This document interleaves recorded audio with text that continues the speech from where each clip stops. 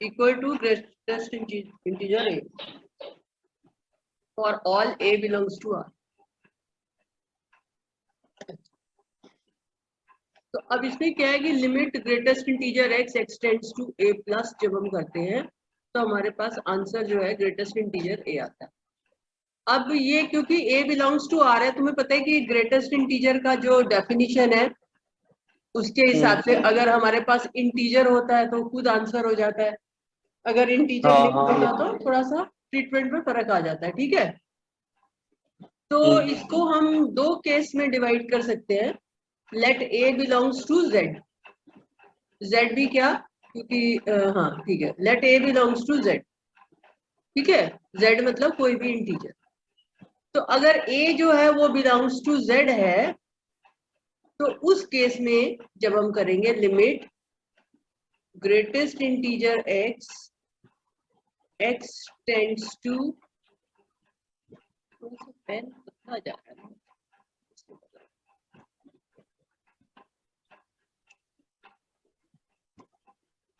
x tends to a plus equal to limit, definition apply करो, क्या आएगी, greatest integer a plus h, ठीक है, और h टेंड्स टू 0। तो अब a हमारे पास इंटीजर है, ठीक है, अगर मैं नंबर लाइन देखूं तो यहाँ a है, यहाँ a -1 है, तो a प्लस h यहाँ कहीं हुआ। हाँ, तो greatest integer a plus h किसके इक्वल होगा, a के।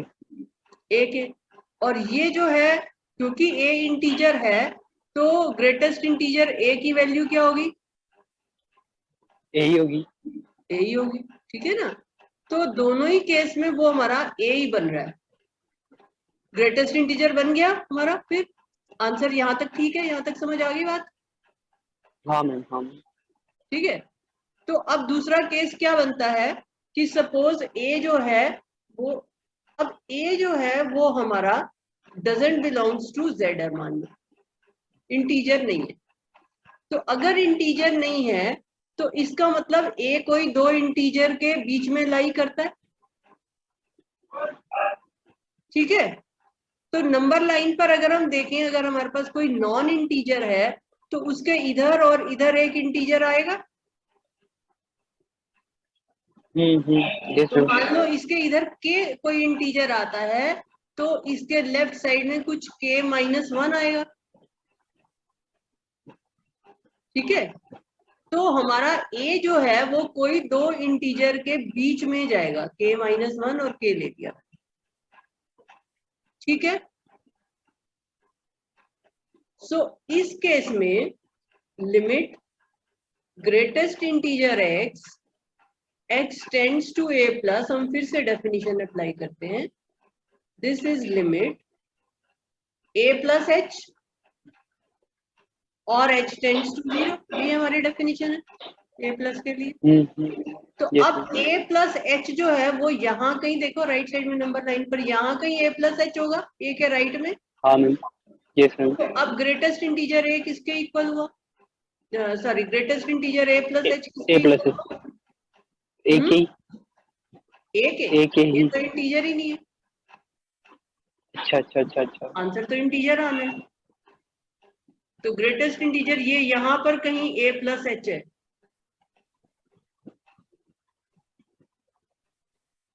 तो greatest integer a plus h किसके इक्वल हुआ,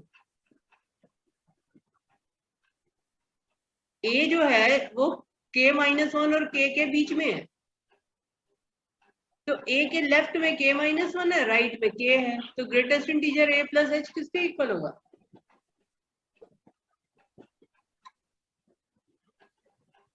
जैसे मान लो तुम्हारे पास है 1.4, इधर 1 होता है और इधर 2 होता है, तो ग्रेटेस्ट इंटीजर 1.4 किसके इक्वल होता है, 1 के। तो जो लेफ्ट साइड में इंटीजर है उसी के इक्वल होता है ना।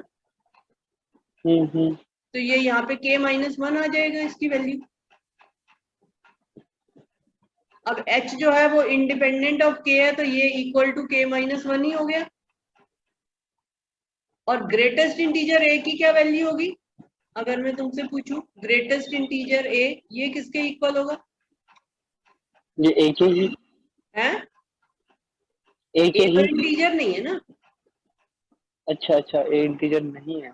ये तो हमने लेके चला ना, let A doesn't belongs to Z, ये तो हम लेके चल रहे हैं ना। इंटीजर वाला तो हमने ऊपर कर लिया केस। अब हम लेके चल रहे हैं ए इंटीजर नहीं है, तो वो कोई दो इंटीजर के बीच में लाई करता है, इसका मतलब जब भी कोई नॉन अच्छा, तो फिर इंटीजर के माइनस वन। हम्म, हाँ, ये एक के माइनस वन के इक्वल होगा। के माइनस वन के इक्वल होगा, तो ये इक्वल टू ग्रेटेस्ट इंटीजर ए आ गया ना।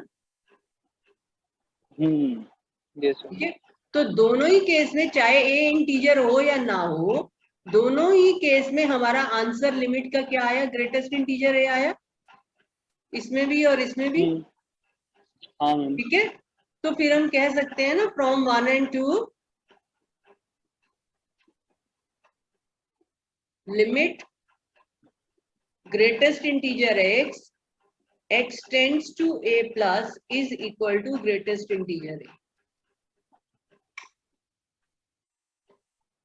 दोनों रिजल्ट को कंबाइन करें तो यही बनेगा। Yes. और मैम जैसे ये क्वेश्चन है, आपने ये जैसे इंटीजर लिया, अब जिस जेड लिया, अगर इंटीजर की जगह कोई और चीज आ जाए तो, जैसे रियल नंबर की जगह। ये a बिलोंग्स टू r दे रखा है ना, रियल नंबर के बाद तो फिर कॉम्प्लेक्स ही होते हैं ना। तो हमने इसको दो केस में डिवाइड कर दिया ना। केस 1 हमने करा कि a इंटीजर है, और केस 2 हमने कर दिया कि a इंटीजर नहीं है। रियल नंबर को हम इंटीजर और नॉन इंटीजर में डिवाइड कर सकते हैं ना। हाँ हाँ। एक तो इंटीजर्स होते हैं 1 2 3 4 0 -1 -2 -3 ऐसे, और एक नॉन इंटीजर होते हैं जो कि इंटीजर्स के बीच में लाई करते हैं, और तो कोई नंबर होते नहीं। नॉन इंटीजर में जो है बाकी के बीच के नंबर आ जाते हैं, फ्रैक्शंस हो गई, इरेशनल्स हो गए, वो सब आ जाते हैं। ठीक है, समझ आ गई? हाँ, और मैम ये क्वेश्चन आ गया, prove that limit 1 minus is equal to 0। कौन सा? इसी क्वेश्चन की बात कर रहे हो? हाँ, इसी क्वेश्चन में आगे आल्सो प्रूव दैट। इसमें कहाँ पे आल्सो प्रूव दैट? मेरे को तो दिखा ना, देखते हैं।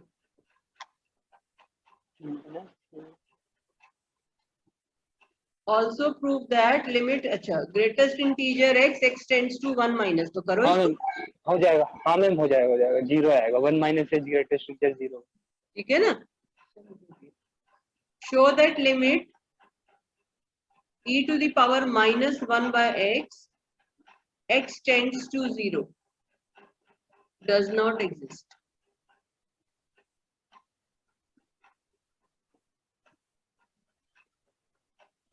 जो 0 माइनस एच करते हैं तो माइनस से माइनस कट जाता है, तो e की पावर 1 अपॉन एच। पहले मुझे ये बताओ कि limit 1 by x tends to 0 ये क्या होती है? x टेंड्स टू 0, सिर्फ 1 by x की बात। इंफिनिटी। ऑलवेज सोच के बताओ, left hand limit right hand limit दोनों।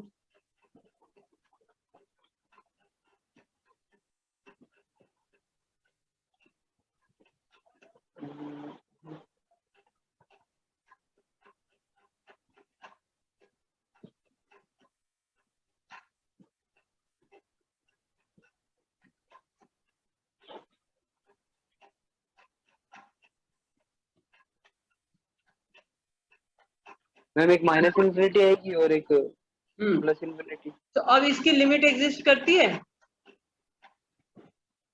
1 बाई एक्स की। हाँ, limit 1 by x tends to 0 exist करती है? नहीं मैम, क्योंकि माइनस इंफिनिटी है, एक इंफिनिटी है। ठीक है ना, तो डजंट एग्जिस्ट हो गया ना। ठीक है, तो एक तो ये बात हमेशा याद रखना। बच्चे जो है हमेशा ये 1 by x में गलतियां करते रहते हैं 1 बाय एक्स में हमेशा वो टेंड्स टू इंफिनिटी सोचते हैं, तो जो 1 बाय एक्स का ग्राफ है देखो वो ऐसे जाता है ना, ऐसे ऊपर जाता है और ऐसे मैट्रिक्स नहीं बना पा रही, ऐसे जाता है ना जब पॉजिटिव होता है, और जब हम नेगेटिव लेते जब हैं नेगेटिव होता है तो ये ग्राफ ऐसे ऐसे नीचे की तरफ आ जाता है ना। ये ठीक नहीं बना, तो ये ऐसे वाई एक्सिस के पास आता जाता है यहाँ पे ऐसे, है ना। जैसे ये 0 है, ये 1 है, तो 1 पे तो 1 ही आती है वैल्यू, और फिर उसके बाद जो है -1 पे -1 आ जाती है वैल्यू। तो इधर ये नीचे की तरफ माइनस इन्फिनिटी की तरफ जाता है और इधर ये प्लस इन्फिनिटी की तरफ जाता है। ये जो बेसिक ग्राफ्स है ना, ये सारे दिमाग में होने चाहिए, उससे फिर हम क्वेश्चन को फास्ट कर पाते हैं, फास्ट समझ भी पाते हैं। तो इधर ये जब पॉजिटिव साइड से हम 0 पे जा रहे हैं तो इन्फिनिटी की तरफ जा रहा है ग्राफ, जब नेगेटिव साइड से एक्स एक्सिस के लेफ्ट साइड से जब तुम ऐसे 0 की तरफ जाओगे तो तुम्हारा ग्राफ जो है माइनस इन्फिनिटी की तरफ जा रहा है ना। तो ये लिमिट एग्जिस्ट नहीं करती है, तो अपने आप ही ये भी एग्जिस्ट नहीं करेगी। जब तुम इसको कैलकुलेट करोगे तो तुम्हारी वही जो 1 बाय एक्स में आ रही है वही प्रॉब्लम यहाँ आएगी। तो इसको मैं नीचे लिख देती हूँ, एक्स टेंड्स टू 0। तो इसमें तुम लेफ्ट हैंड लिमिट निकालोगे क्योंकि एग्जिस्ट का देखना है, लेफ्ट हैंड लिमिट निकालो तो limit x tends to 0 minus करोगे 1 अपॉन ई की पावर 1 बाय एक्स। तो जब 0 माइनस, ये बाहर माइनस साइन है क्या क्वेश्चन में, या इतना ही है, ई की पावर -1 बाय एक्स, ई की पावर -1 बाय एक्स, यही है ना क्वेश्चन। तो this equal to limit x को 0 माइनस एच पुट कर दो 1 अपॉन ई की पावर 1 अपॉन 0 माइनस एच होता है, तो माइनस एच टेंड्स टू 0। तो अब जब h ये की पावर -1 बाय एच न्यूमरेटर में चला जाएगा, limit h tends to 0 e की पावर 1 बाय एच। तो जब h टेंड्स टू 0 करोगे तो क्योंकि h यहाँ पर h क्या है, पॉजिटिव है, h हमेशा ग्रेटर देन 0, यहाँ h नेगेटिव नहीं होता, तो हम पॉजिटिव की तरफ से जा रहे हैं 0 पे अब, तो ये e की पावर जो है इन्फिनिटी बन जाता है, तो it is tending to infinity.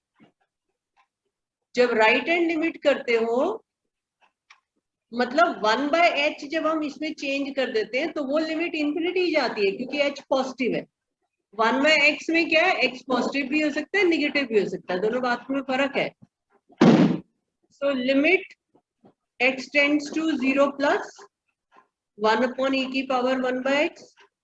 तो अब जब 0 प्लस h करोगे तो limit h tends to 0 1 upon E की पावर 1 बाय एच। तो h टेंड्स टू 0 पे ये e की पावर इन्फिनिटी बन गया, तो 1 upon infinity will become 0 finally. हाँ नहीं, 1 अपॉन इन्फिनिटी 0 कैसे होगा? 1 अपॉन जब भी हमारे पास 1 बाय एक्स होता है और limit x tends to infinity होती है तो आंसर इसका 0 आता है ना।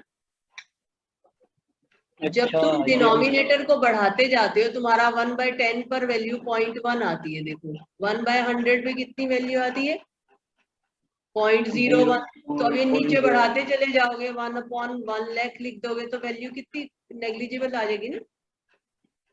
बहुत नेगेटिव, तो इतनी जीरोस यहाँ पे लगती चली जाएंगी, तो आंसर 10 to 0 होगा ना। ये यहाँ पे ग्राफ में देखो जब x टेंड्स टू 0 हो रहा है हमारा, जब x टेंड्स टू इन्फिनिटी हो रहा है सॉरी, तो ये इस ग्राफ में जब x इन्फिनिटी पे जा रहा है तो ये ग्राफ जो है ये ऐसे चलते चलते x एक्सिस के पास आता जा रहा है, वैल्यू कम होती जाएगी ना जैसे जैसे हम x की वैल्यू बढ़ाएंगे।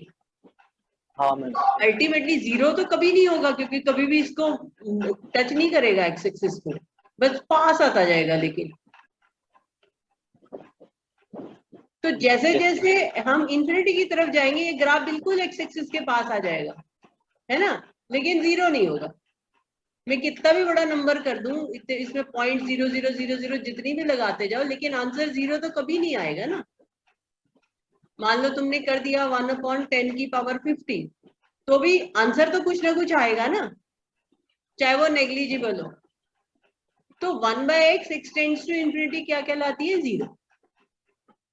क्योंकि इन्फिनिटी तो नंबर लाइन पर एग्जिस्ट नहीं करता ना। एक हम इमेजिन कर रहे हैं कि जैसे जैसे हमारा इनफाइनाइट हो गया 1/इनफाइनाइट, तो वो 0 में हो जाएगा। जैसे भगवान को समझो इनफाइनाइट है और हम उनके सामने क्या है, नेग्लिजिबल। तो उस तरह से है ये। तो भगवान इतने सारे पैदा करता है, 1 आउट ऑफ गॉड अगर देखोगे तो दैट इज 0, हम कुछ भी नहीं है ना।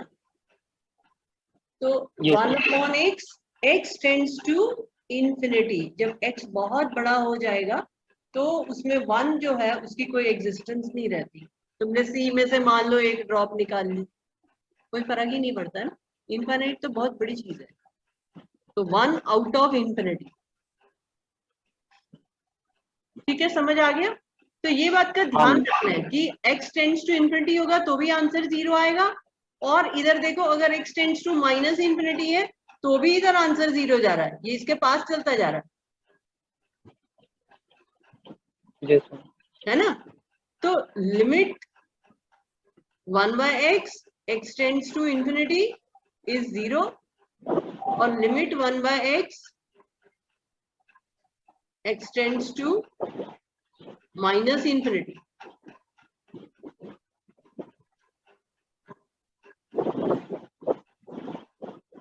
yes, x tends to minus π/2 plus.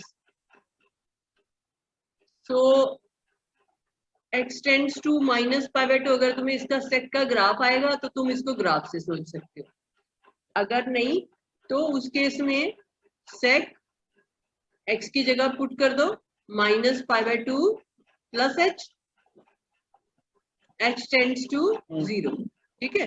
0, अब सेक ये 90 माइनस h बनेगा। सेक और माइनस थीटा क्या होता है, sec theta, सेक थीटा। तो माइनस कॉमन लेंगे तो वो तो हट ही जाएगा, ठीक है ना। तो ये π/2 माइनस h हो गया। अब सेक π/2 माइनस h क्या होता है, cos cos h, sec 90 minus theta is cosecant h. So limit 1/sin h बन गया, h tends to 0। तो sin h जो है वो 0 पे तुम्हें पता 0 होता है, तो ये किधर टेंड करेगा, it will tend to infinity, infinite, ठीक है। yes, और अगर कोसिकेंट x और सीकेंट x इनके ग्राफ दिमाग में रखोगे तो सीधा ग्राफ से भी कर सकते हो, वरना ऐसे पुट करके।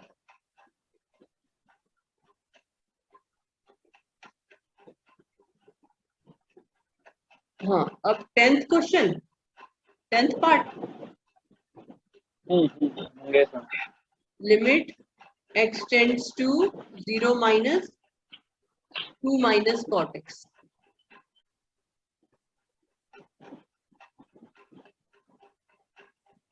तो cot 0 माइनस h आ जाएगा यहाँ पे, h टेंड्स टू 0 हो गया।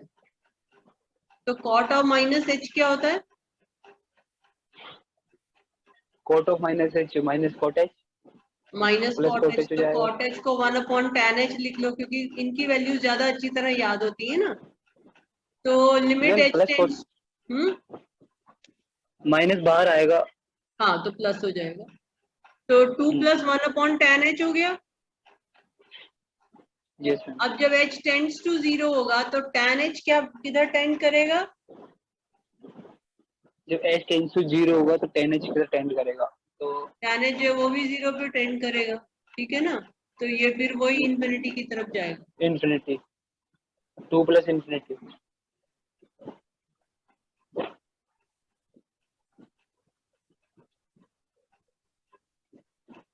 यहाँ पर h जो है वो ग्रेटर देन 0 है। वैसे अगर हम 1/tan x की बात करें ना, यहाँ तो h पॉजिटिव है इसलिए ठीक है, लेकिन अगर हम tan x की बात करें तो tan x का ग्राफ ऐसे होता है।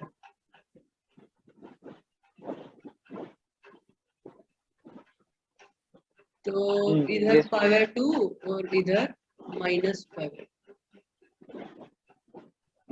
पावर 2 पर ये इंफिनिटी की तरफ जाता है माइनस पावर 2। ठीक है, इसकी जरूरत नहीं है, बिना ग्राफ के ही समझ लोगे, है ना। बस ये ध्यान रखना कि ये जो तुम्हारा यहाँ पर h है ये पॉजिटिव है, इससे कंफ्यूज मत हो जाना। जब हम एक बार चेंज कर देते हैं h में तो h हमारा हमेशा पॉजिटिव, उसमें फिर नेगेटिव की तरफ कंफ्यूज मत होना। हाँ, समझ आ गया ये क्वेश्चन, यही आंसर है। इन्फिनिटी। ये टेंड्स टू इंफिनिटी हो गया ना। हाँ हाँ, अच्छा, तो 2 में ये इन्फिनिटी आया, 2 प्लस 2 में इंफिनिटी तो इन्फिनिटी जोड़े। इंफिनिटी होगा ना, इंफिनिटी में 2 डाल भी दोगे तो कोई फर्क थोड़ी पड़ेगा, कोई भी कांस्टेंट हो, yes. Any constant. a plus infinity जो होता है दैट इज ऑलवेज इंफिनिटी।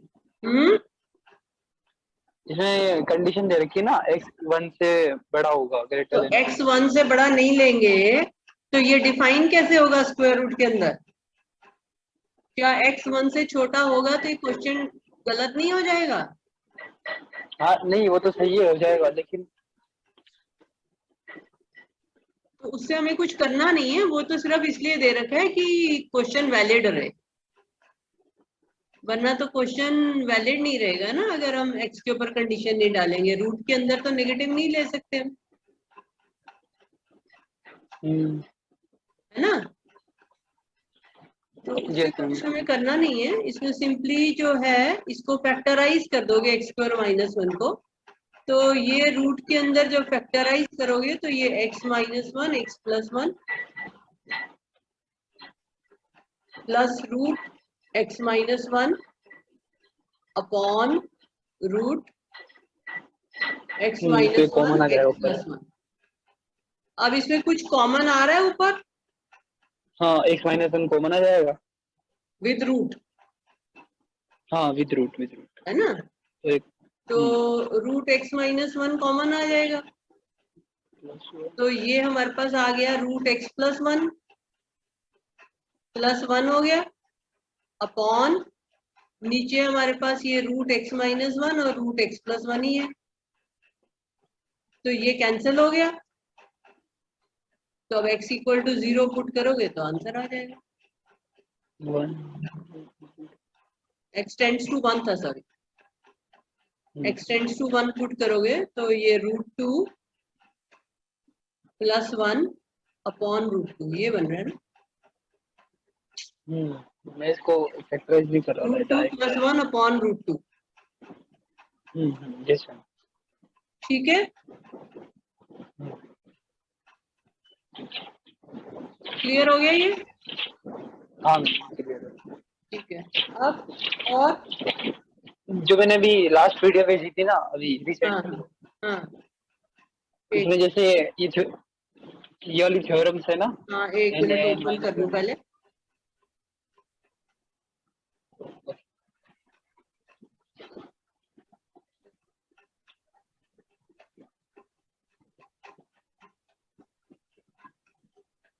ये तो तुम्हारे उसमें भी थे, एनसीईआरटी में भी थे ना लास्ट हाँ ईयर, है। या 11th में था शायद।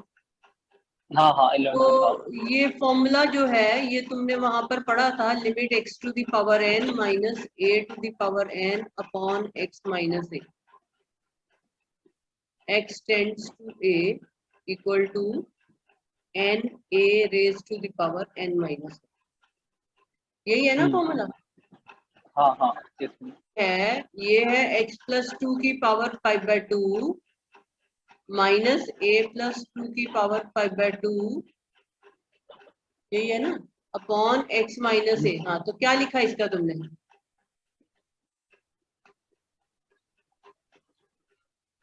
मैम ये अभी होगा कहाँ मुझे, जब ये ऊपर नीचे है? दोनों x माइनस, जब ये x प्लस 2 की जगह अगर x होगा तब ये सिंपल सोल्व होगा, लेकिन तो अभी कैसे करेंगे इसको?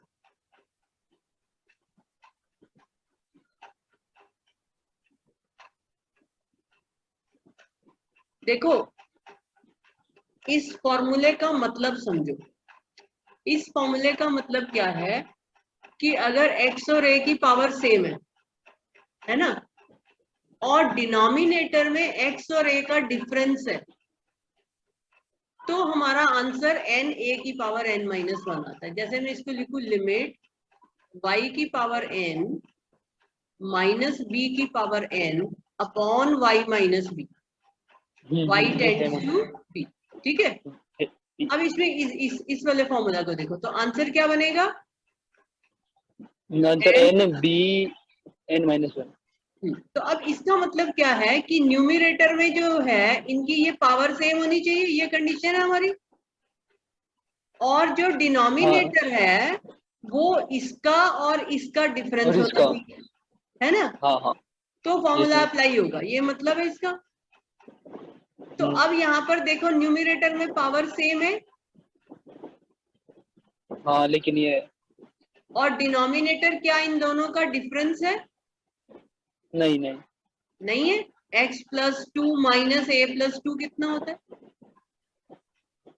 हाँ है डिफरेंस है। है? हाँ मैम x माइनस है ही आएगा। x माइनस a, तो डिफरेंस तो है उनका, तो सीधा फॉर्मूला एप्लीकेबल हो जाएगा। तो इसका जो है डायरेक्ट आंसर जो है वो हमारे पास आ जाएगा 5/2 a प्लस 2 की पावर 5/2 माइनस 1 3/2। समझ आ गई बात? एक एग्जाम्पल भी दे रखा है इसमें, x प्लस 2 को जैसे y पुट किया। हाँ, वो भी कर सकते हैं। जब हम बच्चों को सिखाते हैं तो एक तो जिनको डायरेक्ट समझ आता है, मैं तुम्हें डायरेक्ट इसलिए बता रही हूँ कि तुम्हें एग्जाम देना, वहां पर स्पीड मैटर करती है।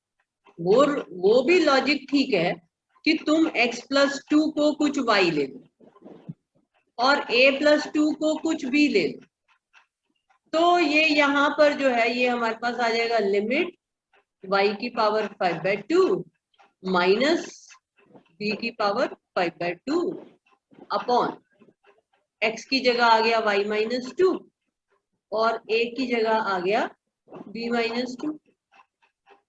और जब x ये कर टेंड्स दिया टू है। a होगा, अगर x a को टेंड करता है तो y b को टेंड करेगा, x टेंड्स टू a है हमारे पास, तो x प्लस 2 जो है वो टेंड करेगा a प्लस 2 को, तो इसका मतलब y टेंड्स टू b हो रहा है। दोनों तरफ मैंने 2 ऐड कर दिया ना, ये देखो राइट साइड पे मैं लिख रही हूँ। हाँ मैम। तो हमारे पास ये लिमिट चेंज हो गई, आ गई y टेंड्स टू b। अब ये 2 और माइनस 2 और प्लस 2 कैंसिल हो जाएगा, तो सेम फॉर्मेट बन गया और फिर अब फॉर्मूला अप्लाई करना। yes। y to the power 5/2 minus b की पावर 5/2 अपॉन y माइनस 2, तो दिस इक्वल टू 5/2 b की पावर 3/2, यही आ जाएगा ना। दिस इज इक्वल टू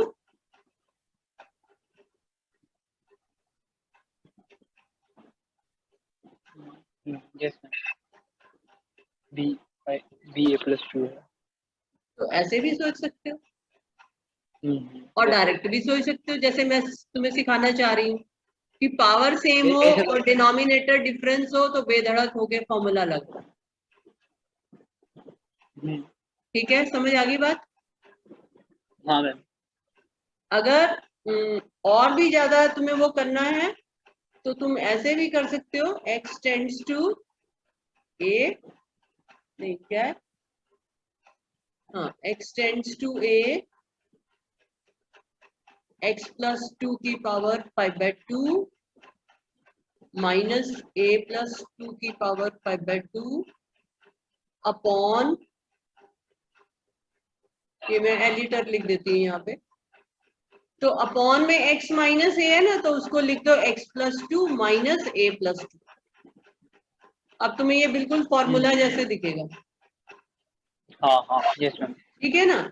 और x टेंड्स टू a का मतलब ये जरूर चेक करना है, x टेंड्स टू a का मतलब x plus 2 tends to a plus 2 तो होता ही है, तो ये इस पे टेंड कर रहा है, x प्लस 2 a प्लस 2 पे टेंड करना चाहिए, पावर सेम होनी चाहिए, डिनोमिनेटर डिफरेंस होना चाहिए, ऐसे करके भी कर सकते हो।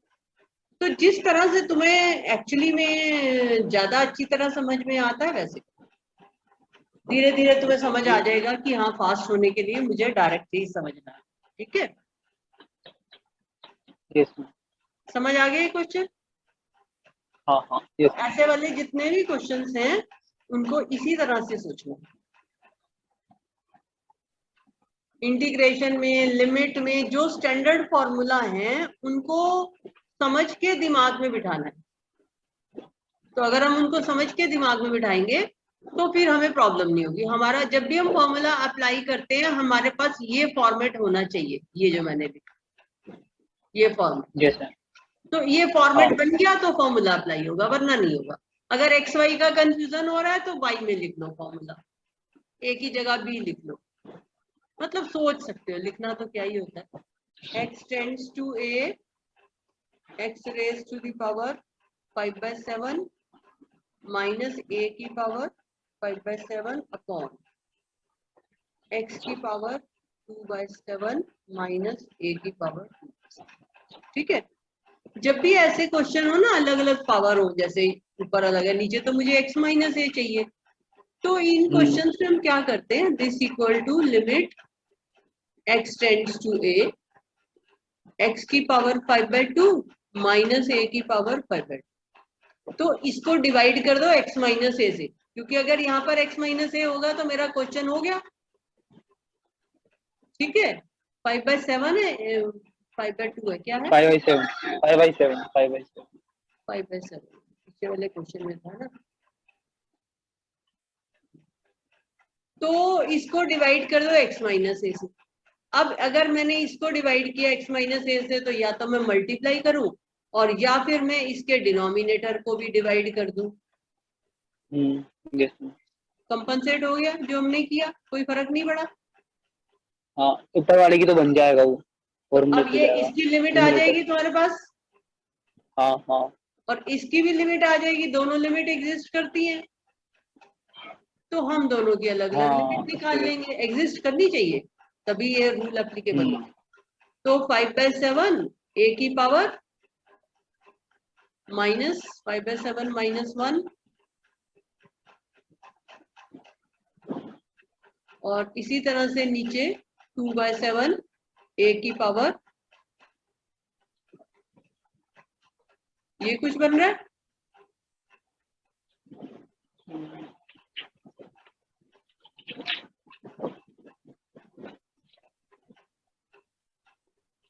यस क्या आ रहा है आंसर? यही। हाँ यही है। ठीक है, समझ आ गया कैसे हैंडल करना है। तो ऐसा कोई हाँ भी हाँ क्वेश्चन हो ऊपर नीचे डिवाइड कर दो। मैं नीचे फैक्टराइज करके भी इसको तुम्हें करा सकती थी, पर मैंने एक जनरल रूल तुम्हें बता दिया। वरना नीचे वाले को हम फैक्टराइज भी कर सकते हैं। ये x टू द पावर 1/7 का होल स्क्वायर है माइनस a की पावर 1/7 का होल स्क्वायर। तो a square minus B square करके a minus B a plus B, नहीं तब भी डिवाइड करना पड़ता, होता नहीं, x माइनस a फिर भी नहीं बनता। ठीक है, ऐसे ही ठीक है, यही ज्यादा अच्छा लगता है।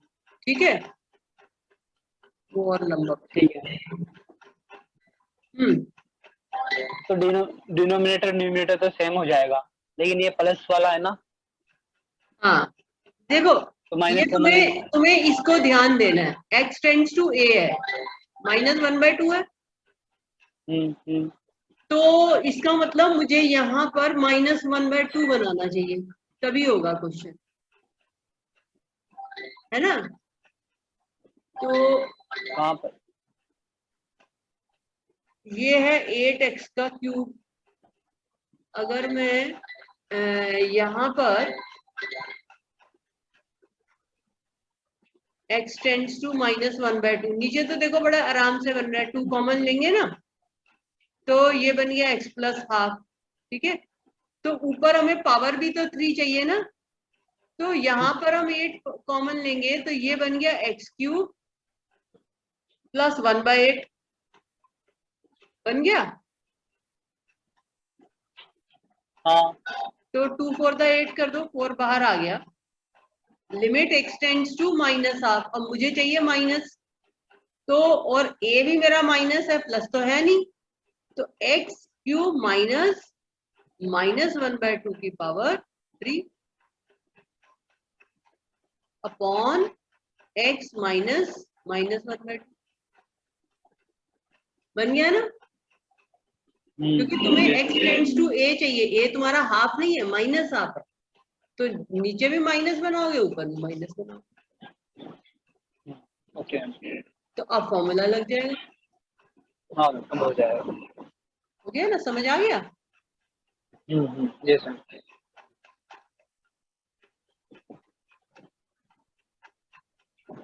तो ये आंसर आ गया, 3 आंसर आ गया।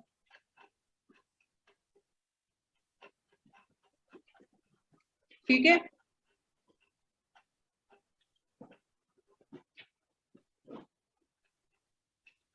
वरना वो सब्स्टिट्यूशन से भी हो सकता है, पर ये ऐसे समझना ज्यादा अच्छा है बेटा, हाँ है ना, वरना 2x को y पुट करके भी कर सकते।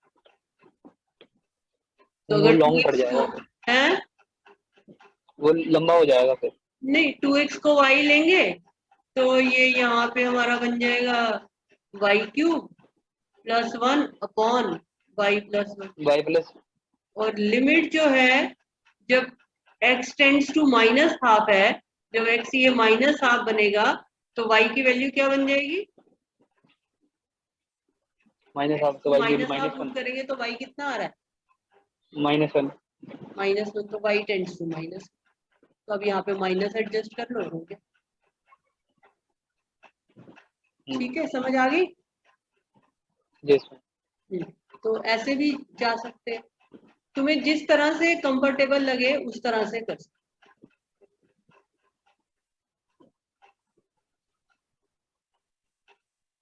उसमें फिर लिमिट भी चेंज करनी पड़ती है, जब हम सब्स्टिट्यूशन करते हैं तो इसके हिसाब से लिमिट चलेगी।